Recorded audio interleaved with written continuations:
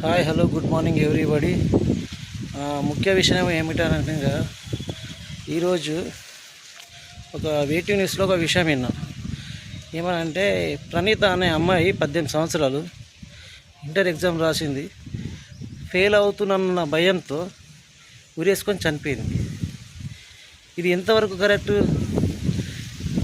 ఇది స్టూడెంట్స్కు, మెయిన్ స్టూడెంట్కు ఒక విన్నపం ఏంటంటే, ప్లీజ్ మీరు ఎగ్జామ్ రాసినా రాయకున్నా, ఫెయిల్ అయినా ఫెయిల్ కాకున్నా ఇట్లాంటి నిర్ణయాలు తీసుకోకండి. ఎందుకంటే ఈ ఎగ్జామ్ ఈ రోజు పోతే నెక్స్ట్ ఇయర్ రాయొచ్చు. మీరు లైఫ్లో అనుకున్నది కాకపోతే ఇది కాకుండా ఇంకా వేరే ఏదైనా చేసి సాధించగలచ్చు.